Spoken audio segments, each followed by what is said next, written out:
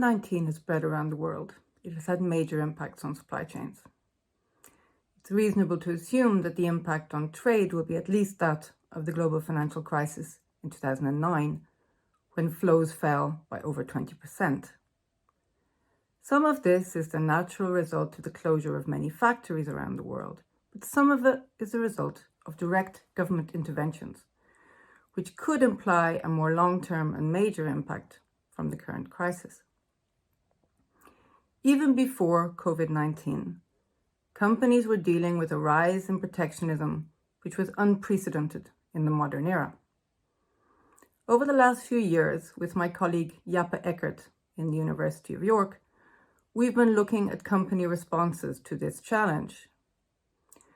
We found that, at least in Europe, many companies were quite complacent.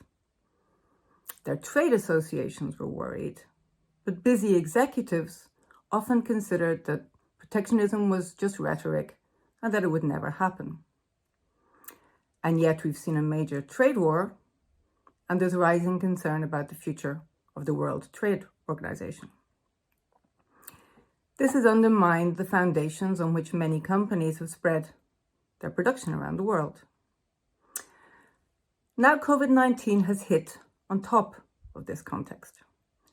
It has resulted in rising government interventions to protect the production and supply of key goods, especially in the healthcare sector. So we've seen India restrict the export of pharmaceutical compounds and the US protective masks. These are not isolated incidents. The International Trade Centre's figures indicate that almost 90 countries have taken similar measures. These are contrary not just to WTO commitments, but also to the World Bank advice to countries on how to use trade policy to address the pandemic.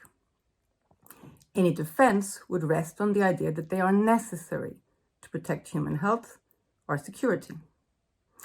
And indeed, one impact of COVID could be a reassessment of the long-held idea that strategic industries are mainly those related to defense and security. There's likely to be a rising concern about regional and national self-sufficiency in these industries.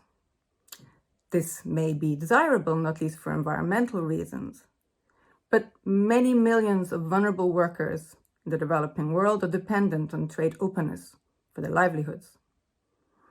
They face not just the immediate hardship caused by a major reduction in demand for goods because of the pandemic, but also the more long-term prospect of a more protectionist world post-COVID, which will close off many of the avenues for them to climb out of the crisis.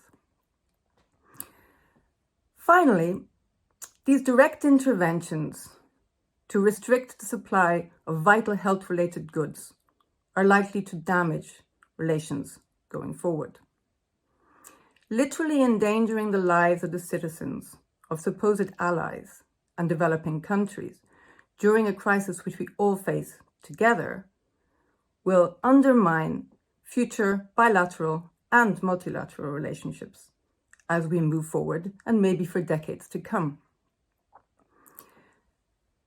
The one thing I am sure of is that international relations will never be quite the same after COVID, and that companies will need to deal with the fallout from that new reality. The new normal will be even less business as usual than the last one was.